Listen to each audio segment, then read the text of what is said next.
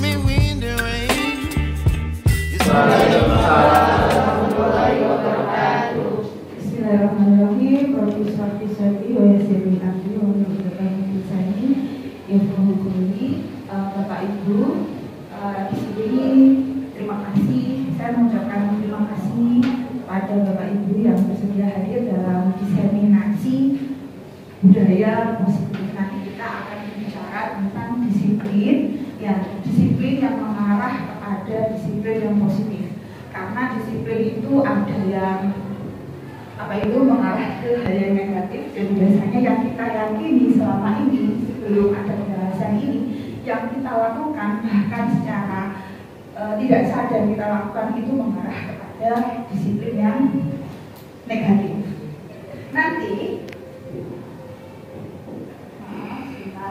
Nanti kita akan membahasnya di area yang bagian ini, Bapak Ibu.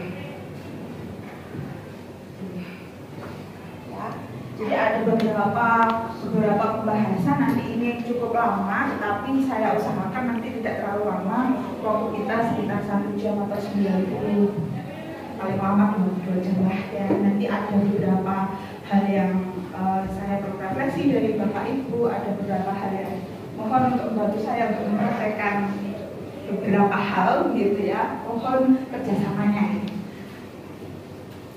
Tak kenal maka tak sayang. Jadi di sini rata-rata Bapak Ibu masih belum mengenal saya. Kebetulan kita juga ketemunya sekilas gitu ya. Nah, perkenalkan, nama saya Qurratul Ayun. Di sini ada Qurratul Ayun itu ada 2. Jadi Qurratul Ayun yang perkantoran dan Qurratul Ayun yang akuntansi. Saya yang bagian perkantoran. Kalau dulu ada Bayun A, ada Bayun B. Ada Bayun besar, ada Bayun kecil. Saya kecil dulu, tapi sekarang sama-sama besarnya. Jadi panggil aja Bu Ayu B gitu aja ya. Nanti kalau misalnya ditanya Bayunnya mana, Bayun B, atau Bayunnya mana, Bayun perkantoran. Dan di sini saya sebagai gurunya anak-anak di manajemen perkantoran. Jadi saya hanya mengajar di kelas 10, sementara ini di manajemen perkantoran. Jadi dikasihkan saya kelas 10 karena ini masih sulit untuk pembentukan karakternya. Jadi transisi mulai anak-anak di SMP kemudian menjadi anak-anak yang di SMK. Mengenalkan budaya-budaya di sini harus ada sedikit gitu penekanan, dan ini sulit sebenarnya kalau kita menerapkan yang budaya positif ini. Di sini saya sebagai PP. PP itu adalah pengajar praktek di guru penggerak. Jadi pernah dengar guru penggerak? Pernah tahu PP seperti apa? Kurang tahu. Jadi pengajar praktek itu mendampingi para calon guru penggerak yang nantinya itu merupakan calon-calon kepala sekolah dan calon-calon pengawas itu mendampingi secara luringnya gitu untuk berefleksi bersama-sama sebagai teman belajarnya. Kalau kebetulan sekarang saya menjadi fasilitator sekaligus jadi ketua komisi. Karena kalau misalnya saya tidak mengikuti cek komisi, saya tidak mempunyai sertifikat untuk guru penggeraknya. Padahal di sini saya sebagai pengajar prakteknya. Jadi semacam ada rekognisinya begitu. Hanya beberapa tugas, tetapi lebih banyak melakukan fasilitasi. Proses fasilitasi dilakukan secara daring. Itu kebetulan CGB saya sekarang di area Jombang sana. Jadi Bapak Ibu guru area Jombang. Kalau di Lumajang ini saya bagian area Sentul. Jadi pada waktu pendampingan itu saya kode 29 gitu. Ya, indah sekali di sana. Terus pulang-pulang tuh bawa bawang gitu. Terus bawa macam-macam belanja tuh mobilnya penuh sama itu. Jadi enak kalau jadi PP itu kayak jadi pengawas gitu. Kayak pengawasnya datang terus pulang bawa oleh seperti itu. Tapi kalau sebagai fasilitator kita hanya bertemunya di daring. Dan kebetulan sekarang ini harus mengupload tugas untuk mendefinisikan tentang konsep budaya positif begitu. Nanti ini mohon maaf, saya mohon izin juga untuk diupload di YouTube karena nanti diupload di YouTube kemudian dimasukkan di LMS. Makanya senang ya, ada yang cantik mas gitu. Seperti itu. Kemudian kebetulan saya juga di sini asesor dan saya punya penghasilan lain selain ini ya di asesor itu. Kemudian saya juga menulis buku, beberapa buku mata pelajaran dan menjadi YouTuber kecil-kecilan. Jadi secara casual itu enggak, kalau YouTuber beneran itu kan setiap minggu fokus gitu ya. Saya enggak punya waktu karena waktunya untuk itu ke anak-anak itu harus lebih banyak. Terus saya sebagai PP, saya sebagai fasilitator, jadi ngajarnya itu sekarang ngajar, nanti siang ngajar gitu ya, secara daring. Nah, seperti itu melakukan proses fasilitasi. Tapi kalau secara terpaksa begitu, saya mengupload beberapa tugas-tugasnya itu. Dan kebetulan viewernya lumayan gitu loh.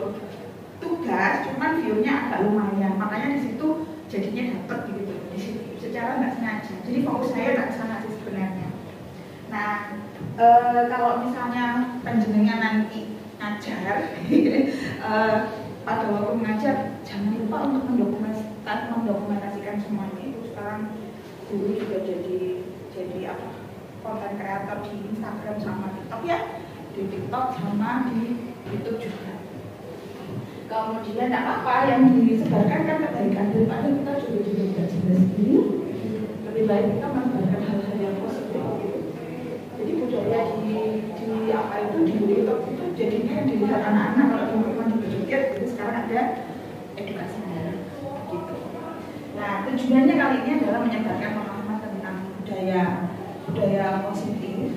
Jadi nanti diharapkan nanti Bapak Ibu ini tidak salah mempraktekkan disiplin yang seperti apa sih yang akan dilakukan, seperti itu.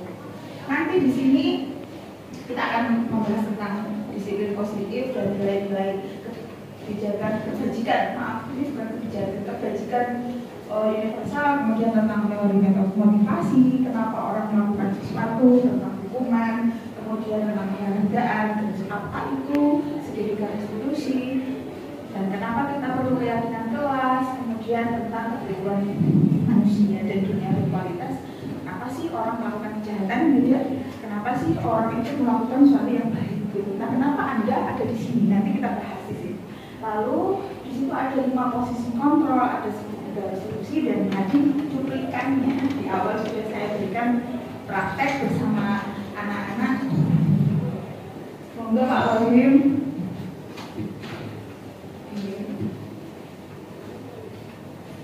Ini mau pakai alat apa mau ikut? Oh, terima kasih. Jadi kita nanti ini ke penerapannya sekolah. Kebetulan saya sudah mendokumentasikan tentang keyakinan kelas di awal-awal dulu, itu saya gunakan di sini. Kemudian kemarin beberapa anak bersama aku, bersama Elsa, saya mencoba untuk mempraktekkan segitiga restitusi untuk menyelesaikan permasalahan keduanya. Kita mulai ke pembelajaran yang pertama. Konsepnya ini harus ditekankan dulu tentang disiplin positif dan nilai-nilai kebajikan universal. Nah, coba dong sekarang Bapak Ibu siapkan satu kertas kecil saja. Satu kertas kecil, tuliskan hal yang paling penting, jangan menunjukkan temannya. Tuliskan sesuatu, kertas kecil digenggam berapa? Tak boleh ditunjukkan dulu.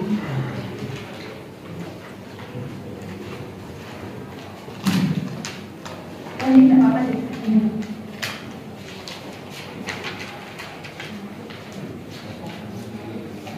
Kecil aja, jangan banyak-banyak.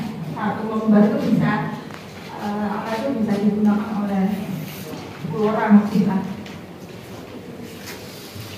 Boleh nama pacarnya, boleh nama jabatannya, mungkin ada di sini begitu. Silakan, itu satu hal yang penting. Kemudian coba digenggam erat-erat. Sudah?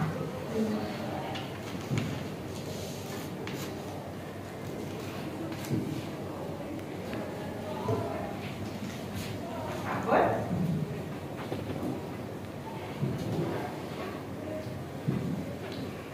Oke, kalau sudah sudah selesai, coba silakan pilih teman berhadapan, ya, berhadapan. Kemudian coba bujuk, ya. Di situ apa? Coba bujuk, ancam, menghardik, merayu, biar bisa terbuka ini.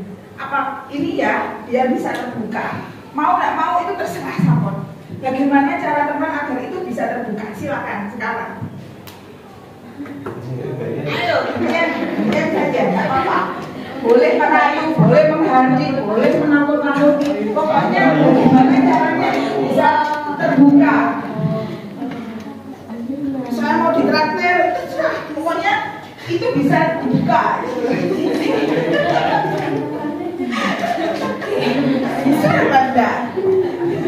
Gimana? 2 jam cukup? 2 jam cukup? Oke, 5 menit saja ya. Baik, 5 menit saja.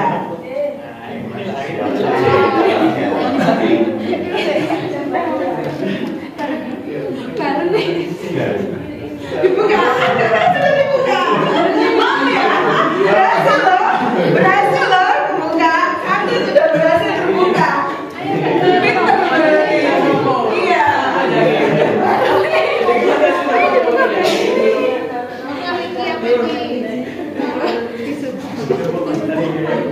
Penting dalam hidup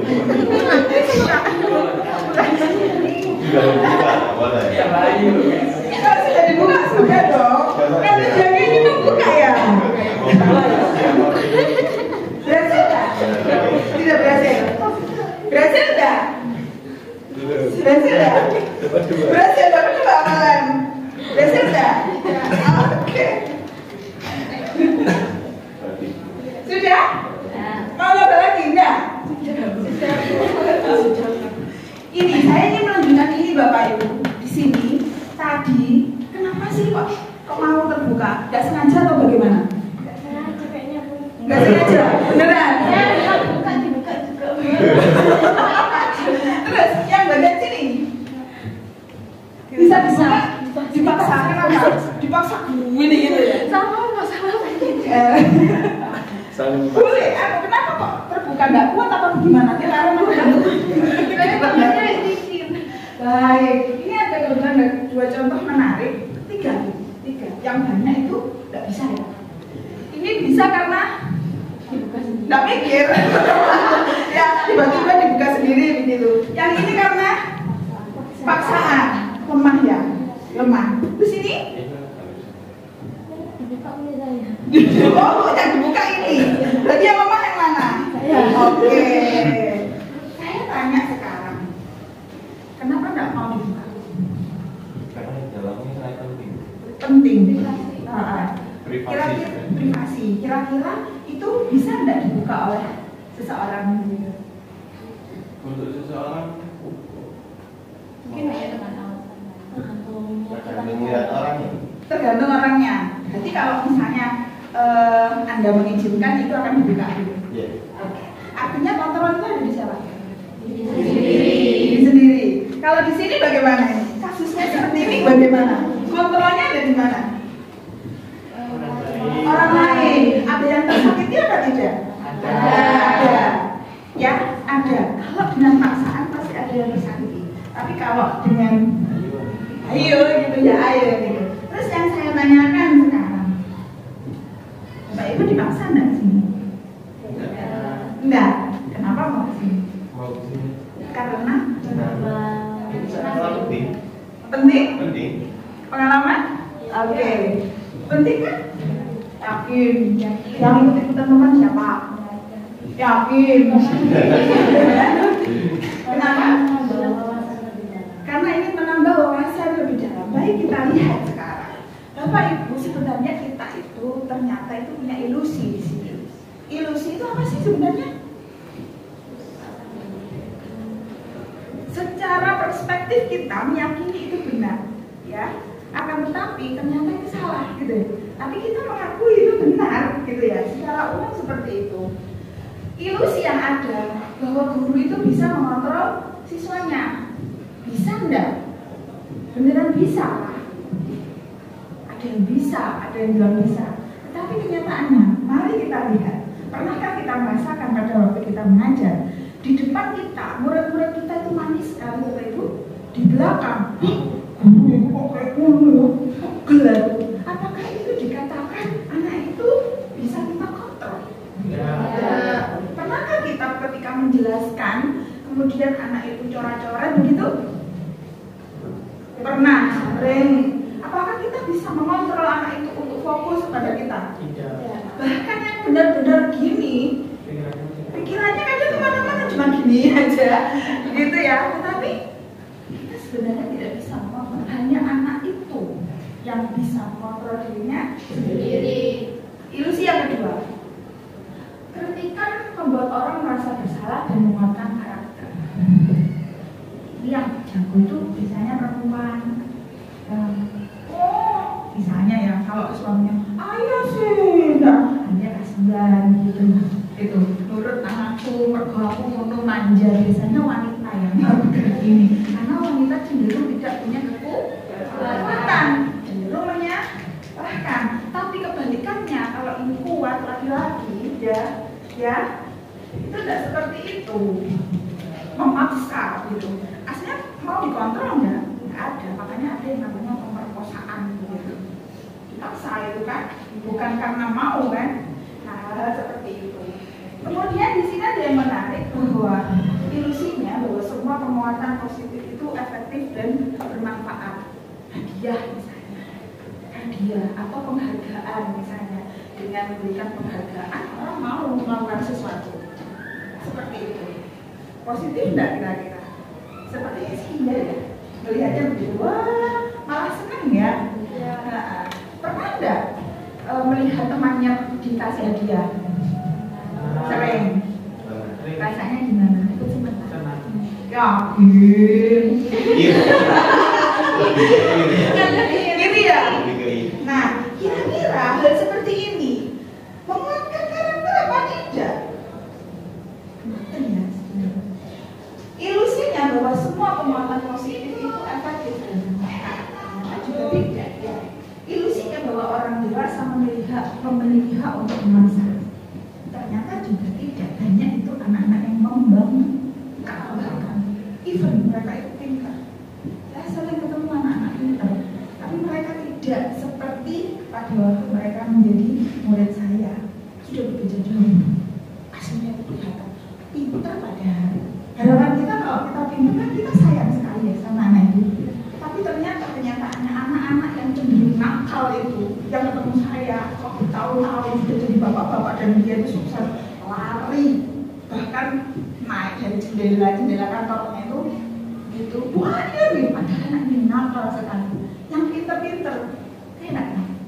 Ya. Dengan saya itu. Itu kenapa? Apa yang salah?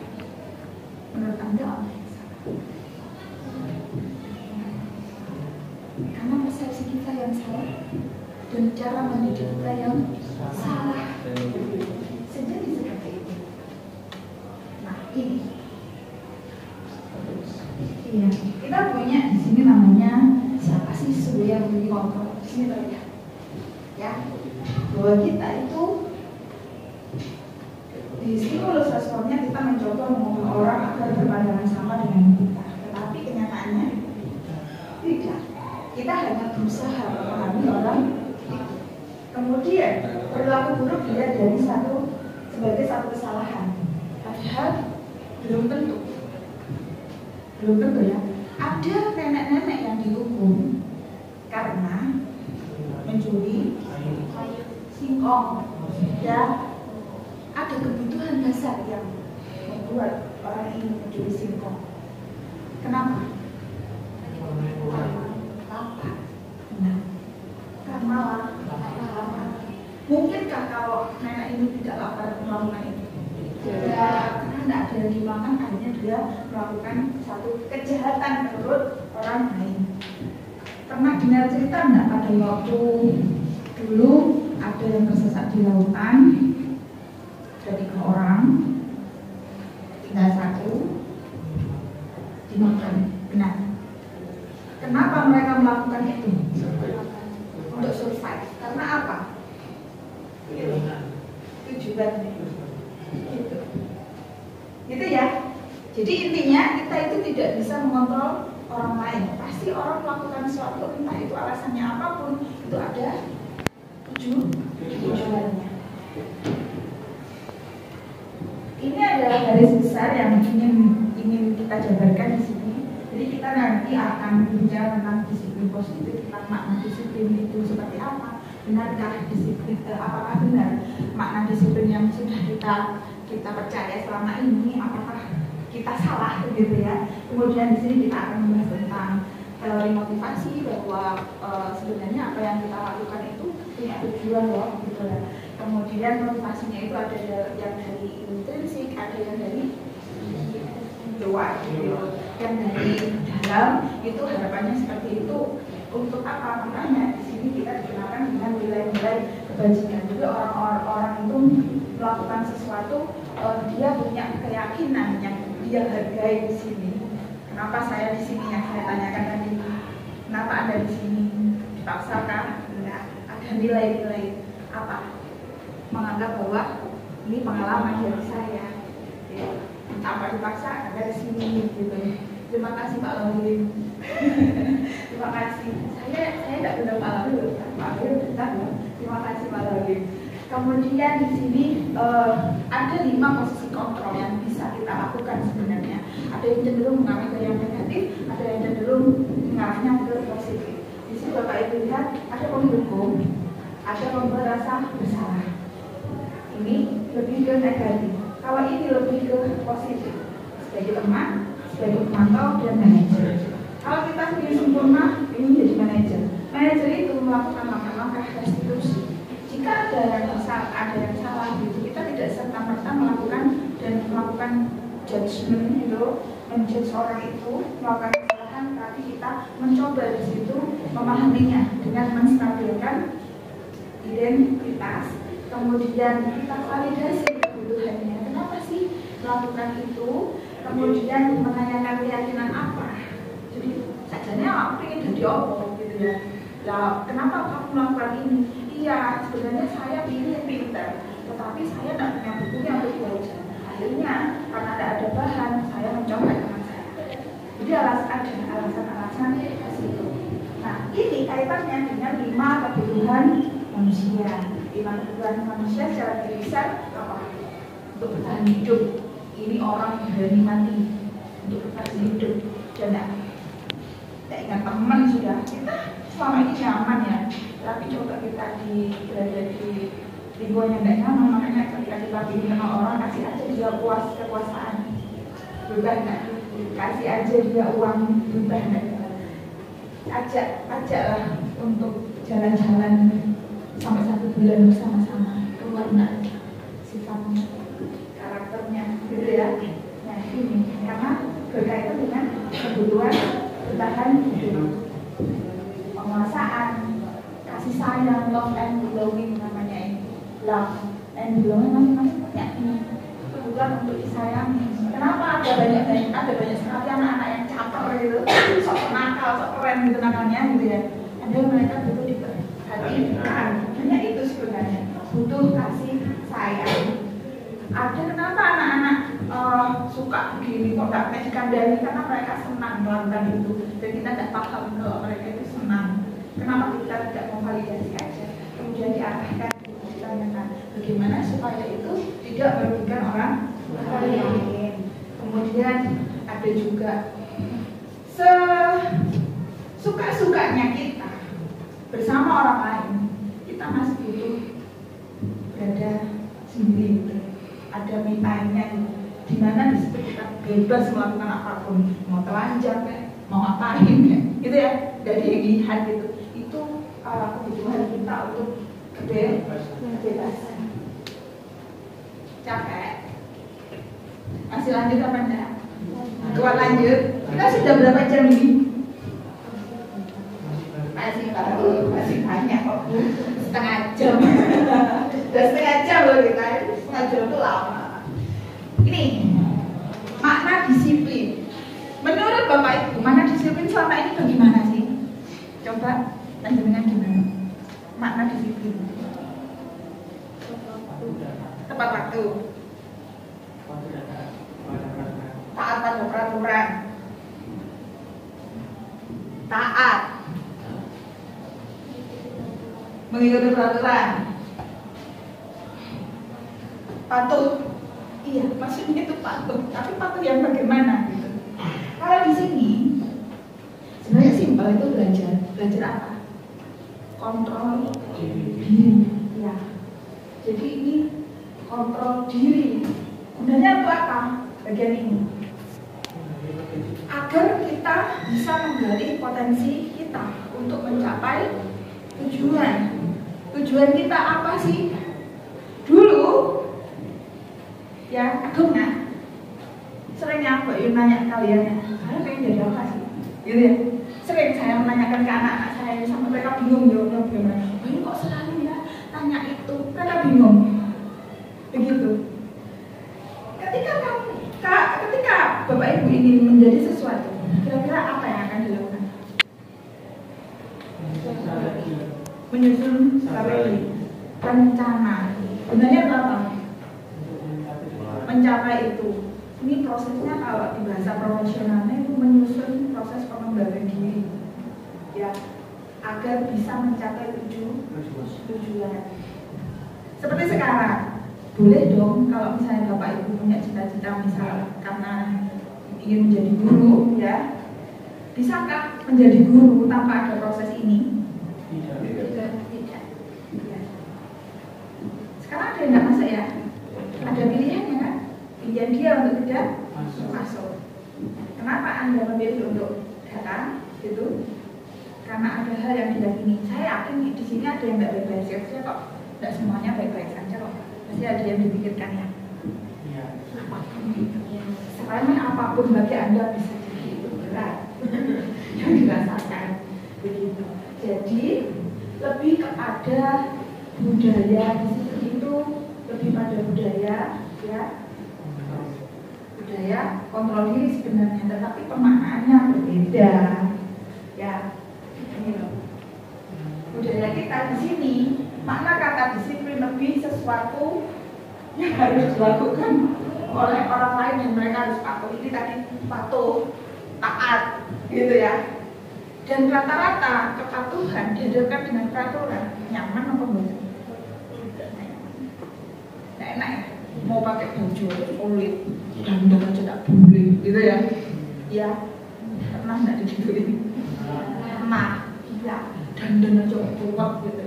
Pakai ini nggak boleh, pakai itu nggak boleh, gitu kan? Ini nilai-nilai kebajikan adalah tujuannya gitu.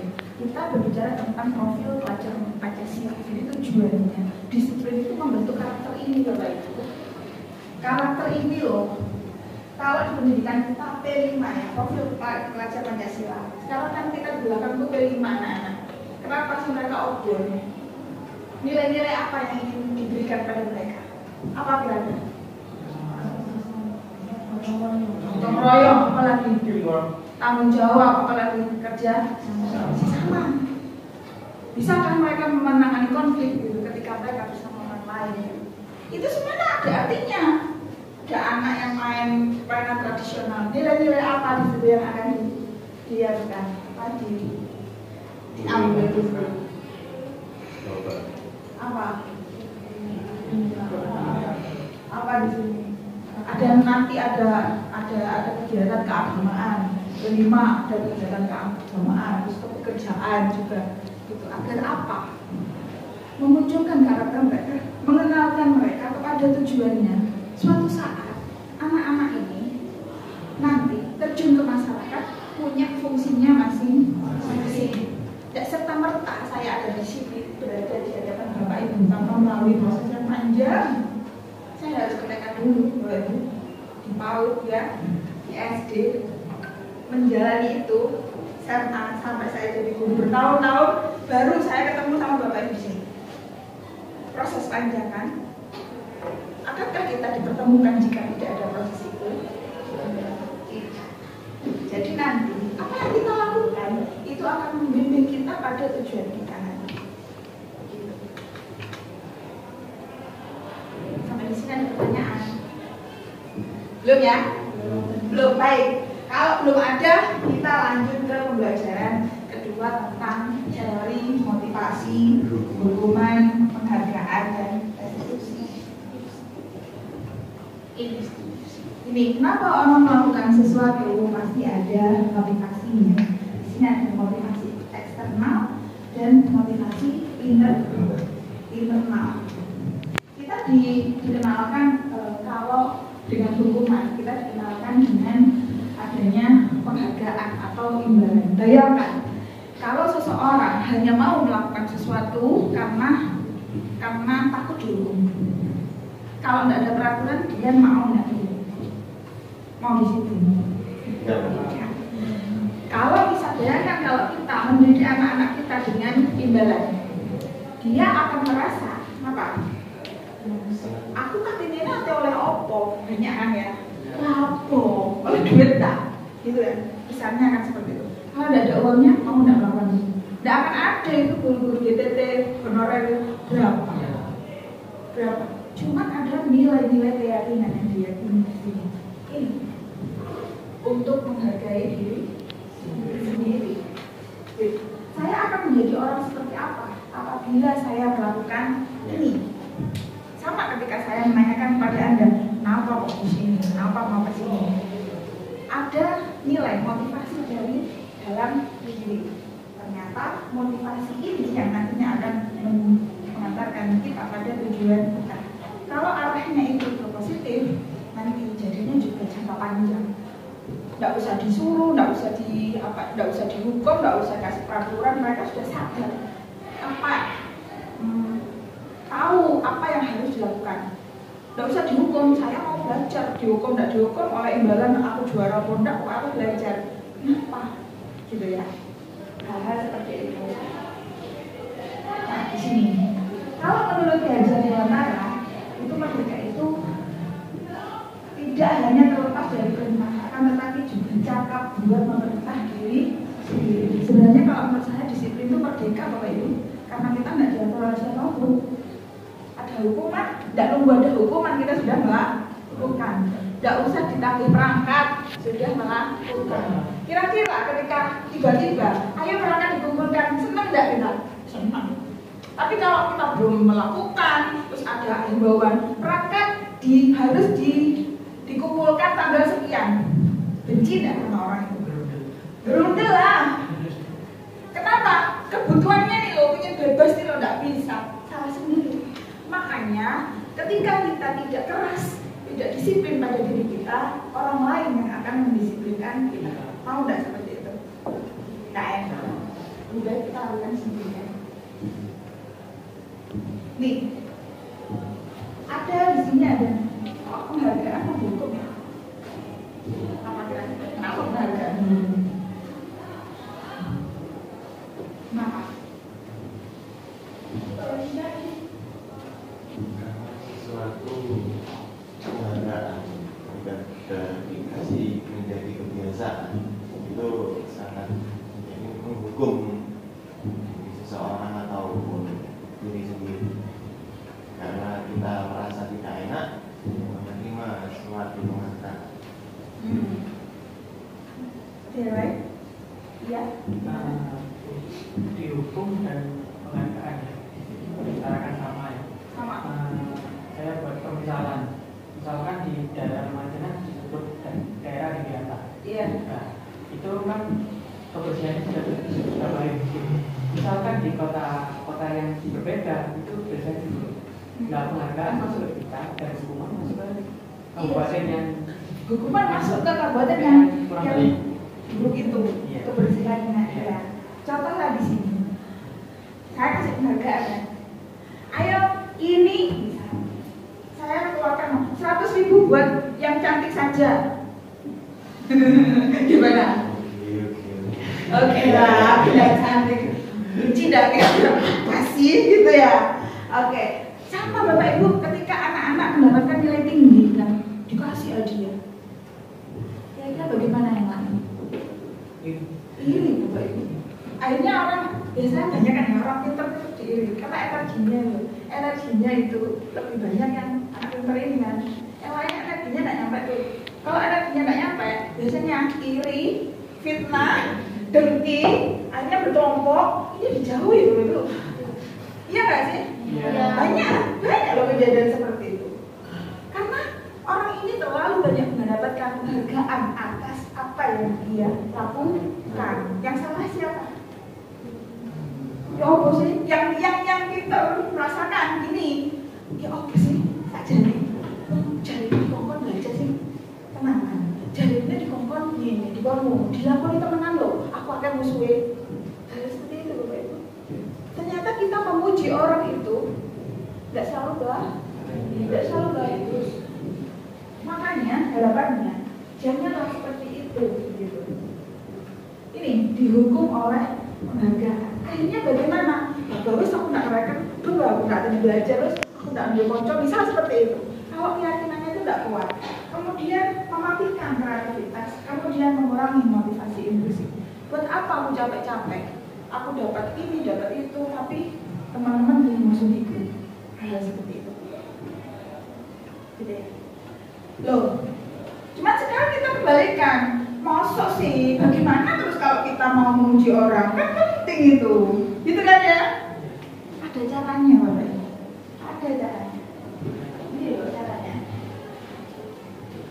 Ini memberikan apresiasi. Apresiasi itu sifatnya khusus, sifatnya pribadi, sifatnya kepada semuanya. Murid itu butuh dihargai semuanya, dan itu konsisten. Bayangkan kalau anak-anak kita, baik itu yang mampu secara intelektual ataupun yang tidak mampu, kita terus memberikan apresiasi ke anak itu secara konsisten, tidak peduli yang dihasilkan seperti apa yang akan terjadi. Kira-kira apa yang ada kesamaan. ya? Kalau konsisten semua murid. Iya, anak ini kebutuhannya juga ada. Love and belonging-nya ada. Anak ini merasa diterima di masyarakat. Tidak akan ada kayaknya anak-anak yang nakal kayak gitu. Hanya kita yang salah memperlakukan anak-anak. Jadi boleh sebenarnya kita memberikan apresiasi, tetapi pribadi, jangan dibuka umum, secara khusus. Contohnya seperti ini. Coba kita baca bareng-bareng. Kemarin saya merasakan perasaan kamu besar sekali pada saat menolong murid baru di kelas kita. Ya. Saya menghargai kepedulianmu pada saat kamu membantu teman-teman di tugas kelompok. Apakah ini merujuk kepada yang pintar saja? Ini ada nilai-nilai kebajikan ya, kepedulian, rasa tanggung jawab, diakui semuanya. Yang ada, sekarang kita mencari bintangnya saja, tidak peduli. Saya berada di sini, siapa yang membantu saya banyak, Bapak Ibu? Yang bagian sound ada, ya. Yang bagian materi ada, enggak ada. Ini materi dari PGB, Pendidikan Guru Penggerak, ya. Yang bagian apa? Untuk koneksi internet ada. Yang bagian tata ruangan ada. Ada Bapak Ibu yang ada di sini mendukung saya, dan saya harus mengapresiasi semuanya, sehingga semua orang itu merasa dihargai. Ini loh hukuman. Kita tidak boleh menghukum, tapi kita harus mengenalkan konsekuensi. Beda loh konsekuensi dengan hukum. Kamu kalau tidak makan nanti dipukul sama bapakmu. Takut kan anaknya. Kalau tidak ada caranya memakan dia, tidak mau. Tapi ketika dikenalkan, kalau tidak makan nanti gizinya kurang. Kalau gizinya kurang nanti tidak bisa tinggi loh. Kalau tidak bisa tinggi nanti kalau terus kamu tidak bisa sama dengan yang lain. Kamu tidak sehat. Kamu tidak bisa berkembang. Itu dikenalkan dengan hal-hal seperti itu. Daripada kita menghukum anak, kita kenalkan dengan konsekuensi. Misal, kalau misalnya nggak pakai helm, dihukum nggak? Dihukum lah. Tapi kan masa semuanya itu karena dihukum? Enggak. Kenapa? Kalau misalnya terjatuh, kena kepala bisa melindungi kan, minimalnya bisa melindungi, ya. Dikenakan ke hal seperti itu sehingga ada polisi, tidak ada polisi mau memakai helm. Bisa membedakan antara hukuman dan konsekuensi. Bisa kan dicontohkan satu saja. Yang hukuman seperti apa? Dari kubu sini deh, hukuman seperti apa? Dari kubu sini kan sebenarnya seperti apa?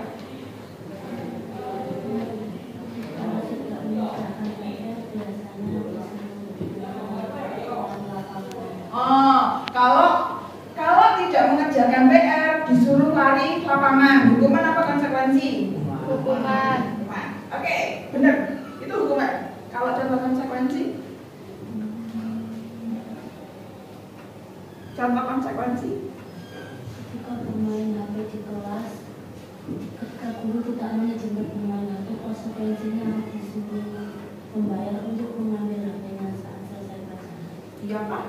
Hukuman apa konsekuensi? Hukuman. Itu hukuman. Hukuman. Kalau konsekuensi bagaimana? Coba lihat, kita lihat di sini.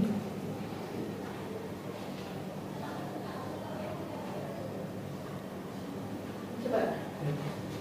Kalau konsekuensi itu sementara rasa sakitnya, haknya terkurangi, tetapi konsekuensinya begitu apa? Jika siswa tidak belajar mengenai matematika dengan kuadrat, maka siswa itu tidak bisa mengerjakan soal matematika. Ya Pak? Konsekuensinya? Ya. Yang ekstrim ya Mas, yang ekstrim. Kalau tidak mengerjakan matematika, kalau tidak mempelajari matematika, kamu bisa nggak? Kamu nggak naik kelas. Hukuman apa konsekuensi itu? Yakin? Konsekuensi dong. Ya. Misal ya, kamu tidak. Syaratnya adalah kamu harus mendapatkan KKM-nya misalnya 70. Tetapi ternyata nilai rapotnya di matematika itu mendapatkan nilai 40. Dan naik kelas. Hukuman apa konsekuensi? Konsekuensi. Haknya diambil agar identitasnya itu dikuatkan, agar anak-anak itu bisa divalidasi kebutuhannya. Kita dengarkan alasan mereka kenapa mereka itu melakukan itu, kemudian tanyakan keyakinan apa yang mereka yakini. Kita kembalikan ke situ dan seharusnya untuk mencari solusi. Kalau seperti itu, kamu ingin jadi seperti apa gitu? Kenapa kamu melakukan ini? Alasannya kita dengarkan, kemudian kita giring solusi itu dari anaknya sendiri, bukan dari kita, Bapak Ibu. Nah ini, jika kita memberikan hukuman, ini akan membuat anak-anak itu apa? Membuat anak-anak merasa gagal. Iya. Gagal. Ketika anak-anak sudah merasa gagal, mereka akan jadi orang yang butet, pembuat onar. Mereka akan jadi pembuat onar. Oh, aku salah kok. Mariknya Allah, aku dihukum, aku loh sampai dihukum gitu ya. Karena mereka terlalu sering dihukum. Tetapi kalau kita kenakan dengan konsekuensi dan restitusi, ini lebih ke arah yang positif, Bapak Ibu. Di sini anak-anak merasa apa ya? Ada rasa sakit. Makanya seringkali kita melihat guru itu dianiaya sama muridnya ya. Kalau kita melihat anak nggak tahu adab, ya adab itu diajarin dari siapa sih? Kembali lagi ya, kita rasakan ya. Kenapa kok anak itu bisa seperti itu ke gurunya? Gurunya digorok, Bapak Ibu. Ya, gurunya lo digorok. Terus bapaknya belanya anaknya. Gurunya diketepel, ya matanya ini loh pecah. Ya, guru sekarang ini sudah seperti itu. Parentingnya sudah salah. Guru menganjurkan anak untuk sholat, dihukum, ya. Didenda berapa juta itu? Miris sekali kan? Ini apa ya sih? Apa sebenarnya yang salah? Jangan-jangan yang salah juga kita, gitu ya. Untuk orang tuanya juga dulu kan juga siswa ya. Hal seperti itu yang akan kita coba rubah di sini. Nah, sedangkan restitusi di sini ini memberikan penawaran Jadi bukan menebus kesalahan, bukan begini kasarannya kalau hukuman nyawa dibayar nyawa, ya itu hukuman. Tapi kalau di sini bukan menebus kesalahan, tetapi belajar dari kesalahan, kemudian memperbaiki hubungan. Ada proses solusi meminta maaf, merupakan tawaran. Bisakah Bu Ain bantu gitu? Bisakah cerita ke Bu Ain? Kemarin apa sih yang terjadi? Kalau anaknya tidak mau cerita, ya kita tidak boleh memaksa. Ya, diem aja Bu, tidak boleh. Karena kembali ke kontrol tadi itu. Kemudian menuntut untuk melihat ke dalam diri. Restitusi itu tidak ngomongin orang lain Bapak Ibu, tidak mencari cara siapa yang salah, siapa yang benar, tidak. Tapi restitusi berbicara, kok saya begini? Apa yang akan saya lakukan? Apa yang telah saya lakukan? Seharusnya saya bagaimana? Begitu. Kemudian mencari kebutuhan dasar yang mendasari tindakan. Kebutuhan apa sih yang tidak terpenuhi? Kesenangan, love and belonging, kekuasaan dan sebagainya, itu harus kita sadari. Restitusi dipercaya selama ini menjadi cara yang terbaik asalkan orangnya bisa yang melaksanakan restitusi. Kemudian fokus pada karakter, fokus pada solusi, mencari solusi, lalu mengembalikan murid yang berbuat salah kepada kelompoknya. Bagaimana biar bisa diterima lagi ke kelompoknya jika salah? Mencontek misalnya, biar bisa diterima oleh temannya, bagaimana harusnya?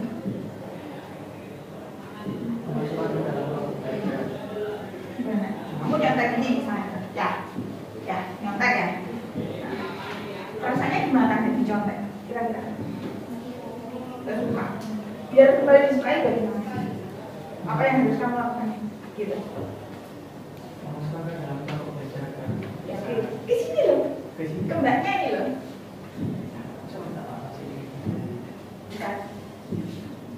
Apa yang harus dilakukan? Kalau punya salah, nih, apa yang harus dilakukan? Misal, bukunya kena robek, ya konsekuensinya bagaimana? Ganti dong, ya, ganti ya. Nah, diganti. Ketika boleh diganti, baikkan nggak? Belum tentu. Apalagi yang harus dilakukan? Minta maaf. Ini cara untuk mengembalikan hubungan menjadi seperti semula. Itu fungsinya restitusi. Ya, sampai di sini ada pertanyaan.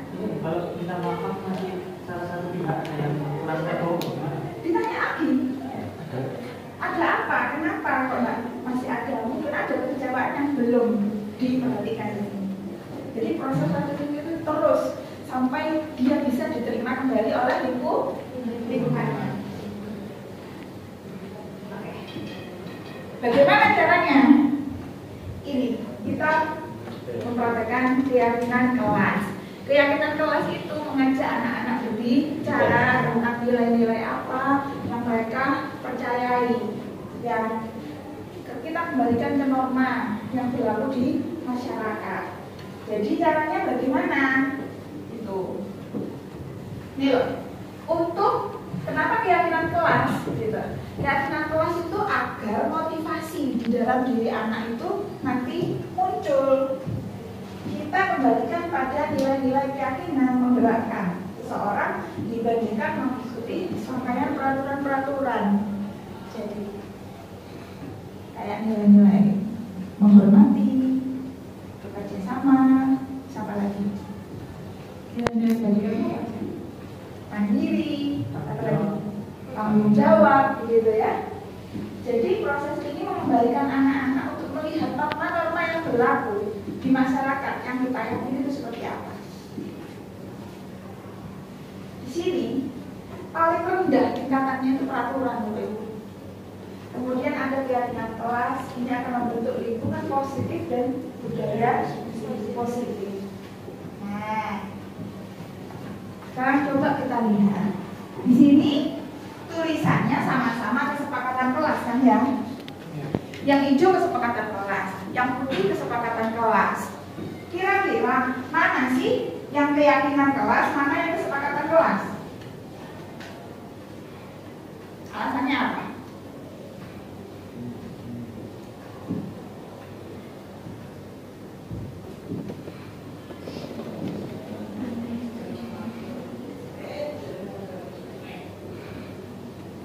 Mana? Wes, mana yang peraturan kelas, mana yang keyakinan kelas? Yang hijau itu apa? Peraturan. Yang putih? Keyakinan. Alasannya? Kenapa? Mereka menyepakati harus datang tepat waktu. Menyepakati datang tepat waktu. Kalau yang di sini, mana sih yang keyakinan tuh? Kalau kita berbicara tentang keyakinan, kita kembalikan kepada kebajikan universal. Di mana di sini ini baik, di Indonesia baik, di Eropa sana juga baik. Apa kira-kira? Apa kira-kira? Ada yang tahu? Silakan. Berketuhanan mana? Mana? Oh, kalau yang ini Iya. ini secara universal, kami guru dan murid yang saling menyayangi itu setiap guru ya harus menyayangi murid. Itu merupakan keyakinan dari antara guru dan murid.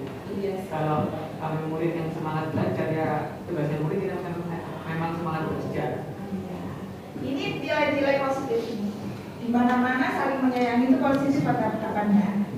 Ya, ini kebijakan universal ya. Nih, semangat belajar di mana-mana itu positif pada. Ya, kami peduli dengan peduli, semangat, saling menyayangi. Ini sudah diyakini bahwa ini baik. Tapi kalau ini paksaan kan ini ya, datang tepat waktu harus mengucapkan salam. Kesannya ini terkesan sebagai sesuatu yang harus dilakukan. Ini tingkatan yang terendah, baik. Tapi kalau sudah keyakinan itu tingkatannya sudah lebih tinggi.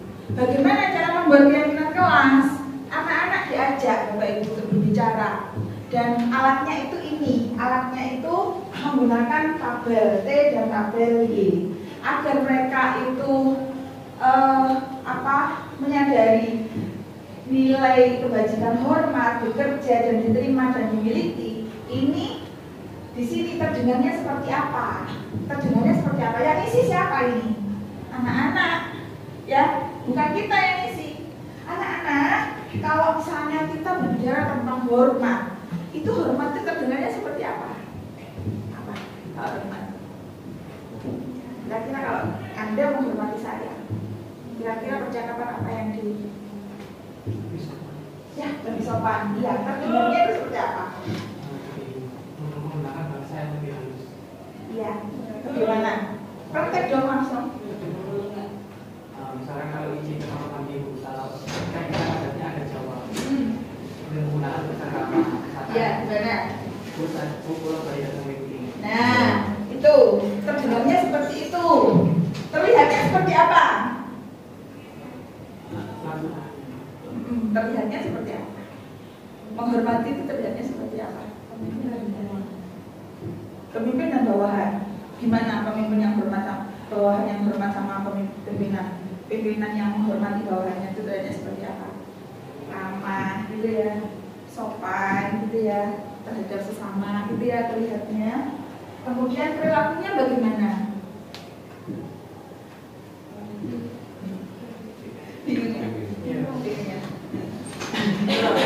Tampak seperti ini, terdengarnya seperti ini, terlihatnya seperti ini, perilakunya seperti ini. Baik. Yang isi ini siapa? Anak-anak ini yang isi, kita ajak bareng-bareng begitu. Bukan Bapak Ibu ini yang isi. Jadi mereka itu tumbuh dari pikirannya sendiri, dari bayangannya sendiri, begitu. Ya, nanti ini bagaimana penerapannya? Jelas, saya tunjukkan. Kita melangkah ke yang keempat. Kita melihat kebutuhan dasar manusia, ya. Kenapa sih? Tadi kita sudah membahas ini. Kenapa sih orang melakukan sesuatu? Karena mereka butuh kasih sayang, mereka butuh penguasaan, kebebasan dan kesenangan. Sudah kita bahas ya tadi ya. Pasnya ini ya. Sekarang kita lihat ke posisi kontrol. Nah, coba kita lihat. Pernahkah mengalami hal seperti ini? Pernahkah dihukum? Pernah. Berarti yang menghukum mengambil posisi kontrol sebagai menghukum. Pernahkah Anda disalahkan? Disalahkan. Oh, bukan disalahkan sih. Dibuat seolah-olah merasa bersalah itu pernah gitu. Ibu lo kecewa sama kamu gitu, pernah gitu kan? Nah ini bapak ibu hendaknya dikurangi. Kalau sudah terbiasa hendaknya dikurangi bagian sini karena ini akan membentuk identitas anak menjadi gagal. Mereka bisa menjadi rendah diri, bisa mengulangi kesalahan. Misal begini, gua terlambat kok aku di lari loh. Mulai apa sih itu loh lapangan basket. Alah lapangan basket loh kayak saulo. Piro sih tiga kali alah gampang terlambat aja gitu kan. Jadinya karena mereka sudah terbiasa, sudah tidak tahu malu mereka tuh. Tidak akan lagi dihukum. Jangkanya jangka pendek di sini. Membuat rasa bersalah seperti ini. Anak jadinya merasa minder gitu, merasa bersalah. Tapi iya kayak gitu. Jadinya anak ini jadinya anak yang ngobrol ya. Lalu yang sukses itu bagaimana? Ini tetapi juga masih belum bagus ini sebenarnya. Teman sebagai pemantau dan manajer ini levelnya sudah level wow ya. Ini yang wow ini. Ini sudah melaksanakan segitiga restitusi. Karena nanti arahnya untuk mengevaluasi diri dan bagaimana cara mereka memperbaiki diri. Sedangkan untuk yang teman dan pemantau ini begini. Kalau teman itu lebih tergantung nanti. Kalau nanti tidak ada gurunya nggak mau aku gitu ya. Nggak mau nanti. Kalau bukan gurunya bukan itu nggak mau gitu ya. Seperti itu. Jadi kalau misalnya kalau pemantau menimbulkan pada sanksi atau hadiah untuk dirinya, tapi ini masih belum ke arah restitusi gitu. Level rendahnya itu ya peraturan gitu, di peraturan kelas. Nah kita bagaimana kalau tidak bisa ke sini diantaranya deh, tidak apa-apa deh seperti ini. Jadi anak-anak kalau salah itu diberikan konsekuensi, kemudian apa yang kamu yakini begitu, mengarahnya ke restitusi. Nah, segitiga restitusi seperti apa? Seperti ini. Jadi ketika anak-anak melakukan kesalahan, jangan langsung diberi hukuman, jangan langsung diberi, kalau misalnya melakukan sesuatu jangan langsung dikasih hadiah begitu, tapi ini coba distabilkan identitasnya terlebih dahulu. Karena anak-anak kadang nggak tahu, biar anak itu tahu mana yang salah gitu, mana yang benar. Kamu bukan satu-satunya kok yang pernah melakukan kesalahan ini. Anak-anak itu diajari bahwa tidak apa-apa sih melakukan kesalahan. Masuk manusia itu tempatnya salah, tapi tidak bersalah itu gimana maksudnya? Ya. Tapi kalau salah kita dimarahin gitu ya. Padahal yang marahin juga banyak salahnya, gitu ya. Ternyata kita bukan satu-satunya yang melakukan kesalahan. Jadi salah itu tidak apa, asalkan bagaimana nanti itu diperbaiki gitu di sini. Lalu coba validasi kebutuhannya. Kenapa sih orang itu melakukan sesuatu? Gitu. Pasti ada alasan. Pasti ada alasan kamu melakukan sesuatu seperti itu. Lalu dikembalikan lagi, menanyakan keyakinan, kita kembalikan ke norma-norma yang ada. Ya, kemudian bagaimana agar bisa melakukan itu tanpa merugikan orang lain, tanpa salah begitu ya. Bingung nggak maksudnya? Sulit nggak kira-kira ini? Menstabilkan identitas itu seperti itu. Jadi untuk membuat anak merasa gagal karena sudah bisa mencuri lah, malu nggak kira-kira? Malu gitu. Tapi di sini coba distabilkan gitu. Semua orang pernah kok berbuat salah gitu. Jadi salah nggak apa-apa, nggak apa-apa. Asalkan bagaimana nantinya. Begitu. Kemudian validasi kebutuhan. Membantu murid mengenali apa sih kebutuhannya. Kenapa sih mereka melakukan itu? Bagaimana sih mendapatkan itu dengan caranya yang baik? Bagaimana mendapatkan itu dengan cara yang benar? Itu. Lalu di bagian menanyakan keyakinan ini anak melihat kesalahannya dihubungkan dengan norma sosial, kemudian nilai-nilai mendasari manusia berinteraksi dengan orang lain. Bagaimana caranya? Tanyakan keyakinan kelasnya. Apa yang kamu rasakan ketika kamu melakukan itu? Kamu menjadi orang seperti apa jika kamu melakukan itu, gitu ya? Terus nilai-nilai universal apa yang telah kita sepakati, gitu. Bahasanya ya disesuaikan dengan anak-anak. Kalau anak-anaknya masih PAUD ya bahasa PAUD lah. Tidak tahu mereka keyakinan universal itu tidak bisa mereka seperti itu ya. Kalau bahasanya apa? Nanti kamu ingin jadi orang seperti apa, gitu ya. Lalu tidak ujuk-ujuk caranya, ada intervensi gitu, ditawarkan, mau tidak bercerita gitu, mau tidak dibantu gitu ya, gitu. Jadi tidak moro-moro gitu. Baik, lalu bagaimana penerapannya? Ini loh yang ingin saya tunjukkan.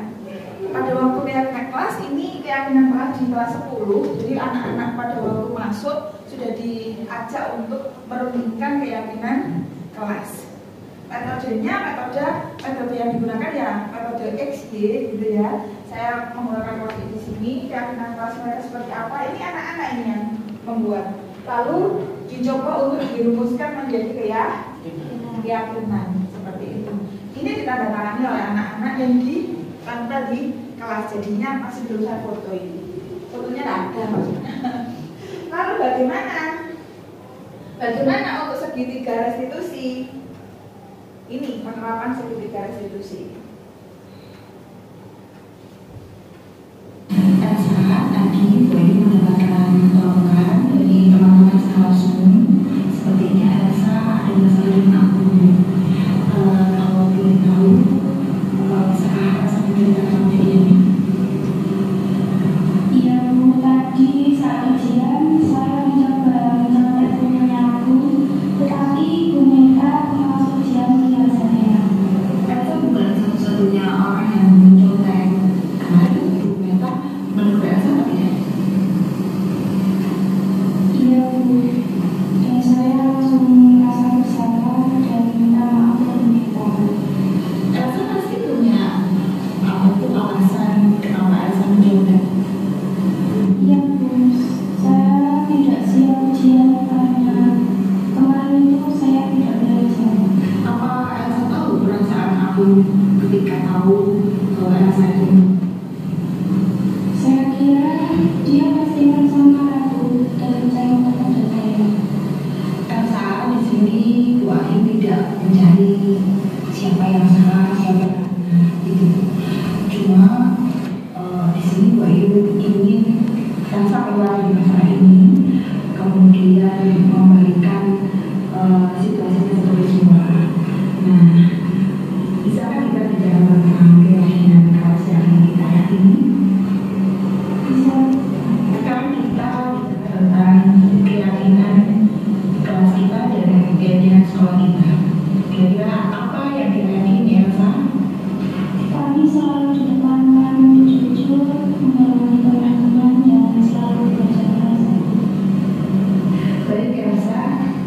Sekarang mari kita pikirkan apakah tindakan ketika mencontek hasil pekerjaan akun itu sesuai dengan nilai-nilai yang kamu yakini?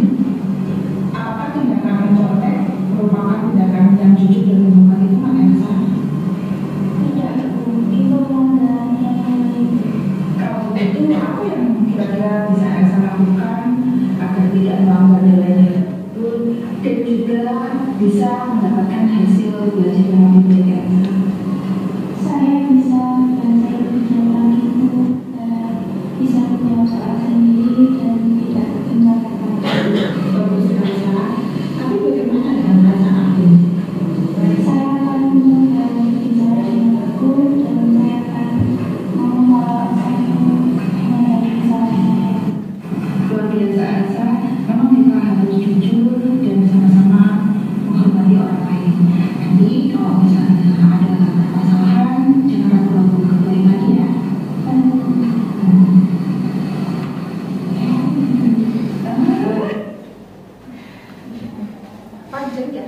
panjang ya. Nggak omes nggak kira-kira? Omes nggak kayak gini kira-kira? Tapi coba kalau misalnya itu diterapkan mulai dari kecil, kalau sudah besar kira-kira masih bisa nggak ini dilakukan? Gimana kalau Him? Nggak telat ah? Nggak dikata, nggak ada kata terlambat kata kalau Him. Ini kalau Him ini guru BP ya. Coba kita lihat yang kedua. Ini akunnya kayaknya gue ini mendengarkan. Akunnya ya bermasalah. Apa yang terjadi? Ya, jadi waktu pembelajaran saya mulai berpikir bahwa karena beberapa jadi bola itu mulai kalah yang satu dan kebetulan Elsa datang dan mengingat. Elsa merupakan Kepalanya terbentur bu, tapi salahnya tidak sengaja bu. apa waktu itu ternyata tidak dijelaskan.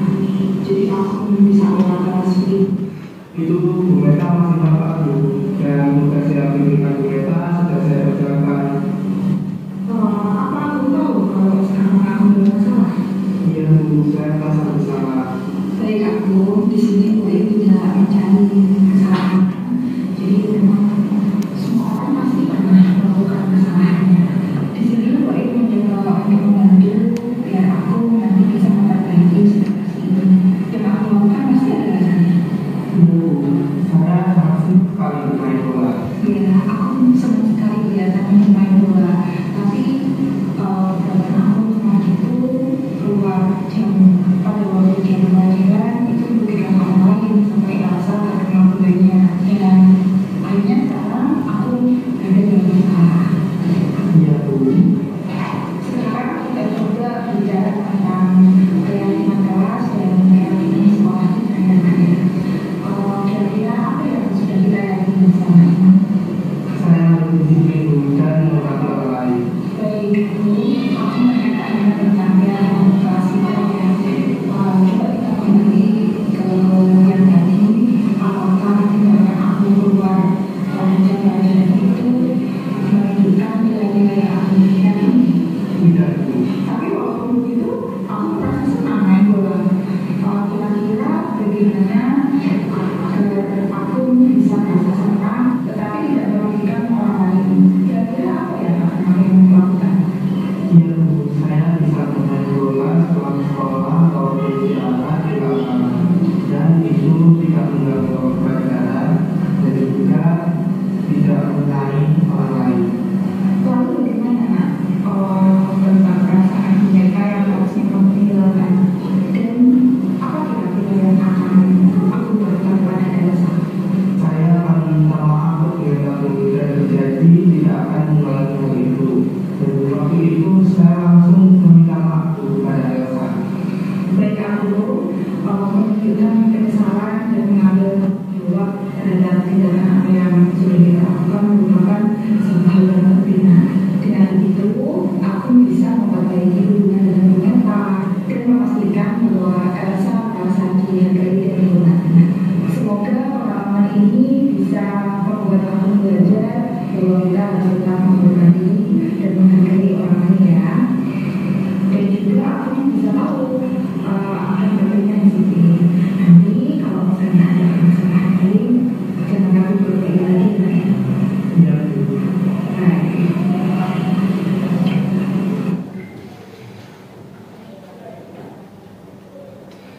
Nah, sekarang bagaimana Bapak Ibu? Kita berefleksi ya.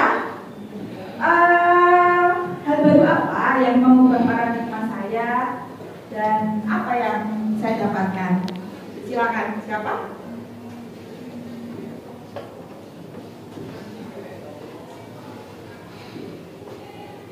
Assalamualaikum warahmatullahi wabarakatuh. Waalaikumsalam warahmatullahi wabarakatuh.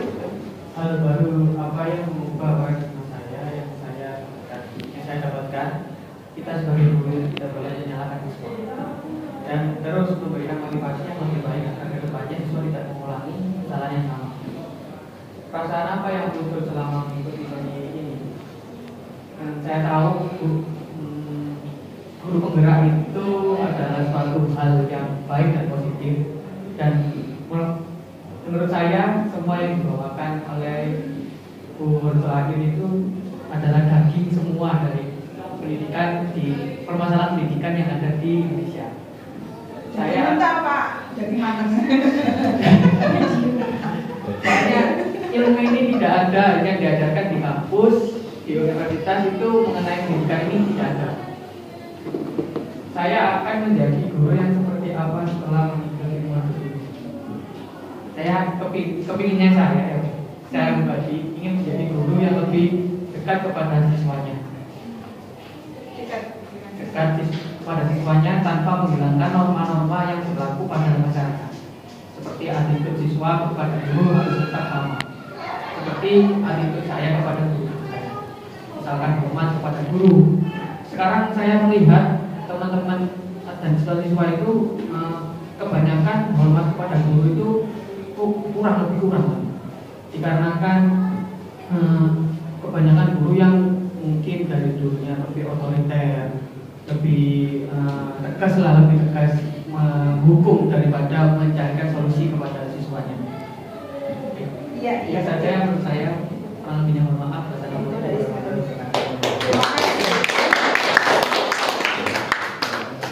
Baik, terima kasih Bapak. Sekarang coba dari ibu-ibu deh. Satu aja, siapa? Ayo, tak tunjuk langsung deh. Silakan. Perkenalkan, nama saya Feni. Sini hal baru apa yang Bapak rumah saya bisa dapatkan setelah menerima materi dari Bu Hurtulain, yang saya dapatkan bahwasannya setiap siswa melakukan kesalahan itu tidak serta-merta suka-suka. Mereka pasti ada alasannya. Apapun kesalahan mereka itu pasti bertujuan, pasti ya mereka ada alasannya. Dan dari situ kita harus bisa memahami siswa kenapa melakukan kesalahan tersebut. Yang berikutnya, perasaan apa yang muncul selama mengikuti sesi ini? Saya bahagia, saya juga senang. Karena apa? Karena dengan mengikuti sesi kali ini saya bisa mendapatkan pengetahuan saya menjadi bertambah. Dari yang saya belum tahu menjadi lebih tahu. Bagaimana sih jadi guru yang menurut siswa itu baik? Bagaimana jadi guru itu yang menurut siswa? Guru ini menyelamatkan. Oh, guru ini tidak menghargai, tapi guru ini bisa memandu saya menjadi yang lebih baik. Seperti itu. Saya akan menjadi guru yang seperti apa setelah mengikuti modul ini. Saya harap kedepannya saya bisa menjadi guru yang seperti teman, tapi tidak serta-merta hanya kutip teman, tapi juga masih tetap ada pada dimana saya masih memiliki wibawa. Benar teman, tapi kamu juga harus bisa tetap menghargai saya sebagai guru. Baik, terima kasih. Dari bagus ini sudah, ya. Dari bagus ini sudah perwakilan satu. Kalau di sini dua, nanti terakhir Pak Lauhim. Silakan. Siapa? Lah, saling tunjuk. Saling tunjuk. Satu deh, monggo satu. Biar cepat selesai kita.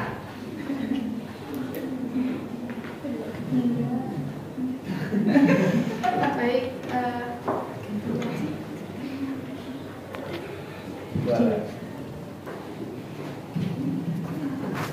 Di sini saya akan menjawab hal baru apa yang mengubah paradigma saya yang saya dapatkan. Mungkin kurang lebih hampir sama seperti jawaban dari teman-teman yang lain.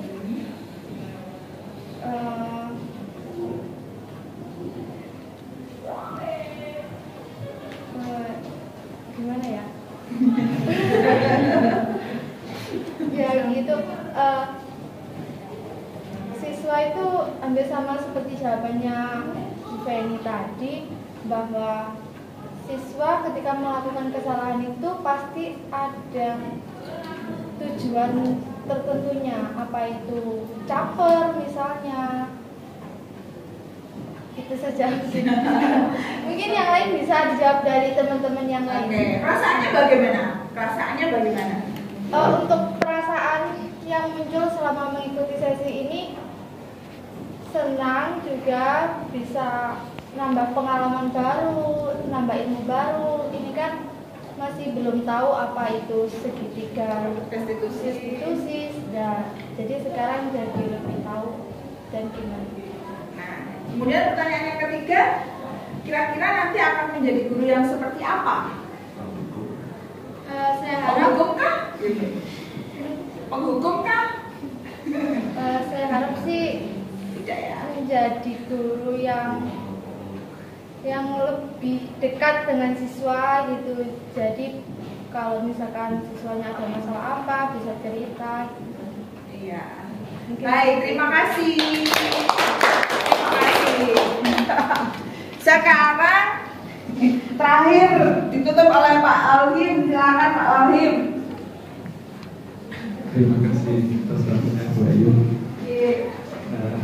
Hal baru apa yang mengubah paradigma saya dan apa yang saya dapatkan yaitu bahwa pendidikan itu harus berpihak pada murid dan kita tidak semerta-merta melihat atau menjudge kesalahan anak yang dilakukan. Contohnya kalau ada anak terlambat, kita tidak semerta-merta kamu selalu terlambat kenapa? Kita tidak pernah tanya apa alasannya terlambat kenapa. Jadi kita harus menggali dulu apa sih dibalik semuanya itu, ada apa sih, permasalahan apa yang dialami. Kedua, perasaan apa yang muncul selama mengikuti sesi ini? Perasaan saya senang karena punya dan pengalaman baru, ilmu baru, mulai dari segitiga restitusi, apa perbedaan hukuman dan konsekuensi seperti itu. Yang ketiga, saya akan menjadi guru yang seperti apa setelah mengikuti modul ini. Saya akan berusaha menjadi guru yang diidamkan dan diidolakan sama anak-anak. Bagaimana caranya? Saya harus lebih dekat dengan anak-anak, mengerti, mungkin memberi perhatian yang lebih seperti yang di segitiga restitusi tadi. Paling tidak di situ ada gambaran saling menyayangi seperti itu. Terima kasih. Terima kasih Pak Alhim. Wah, kita sudah sampai di penghujung acara Bapak Ibu gitu. Jadi semoga ini memberikan wawasan baru terhadap Bapak Ibu dan terima kasih sekali untuk menyempatkan hadir untuk mendengarkan presentasi saya tentang budaya positif. Kita akhiri, tapi sebelumnya kita berdoa dulu deh. Lupa ya. Kita akhiri dengan berdoa. Saya minta tolong dari siapa? Mas siapa yang biasa berdoa? Ian. Tidak apa-apa. Iya, ayo monggo. Baik, sebelum mengakhiri kegiatan pada pagi hari ini, kita tutup dengan doa dengan keyakinan dan amanah. Doa mulai.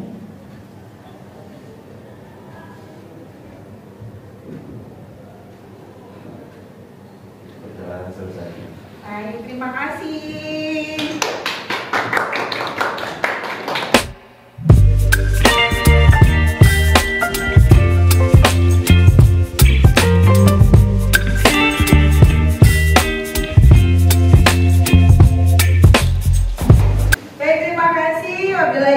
Wassalamualaikum warahmatullahi wabarakatuh.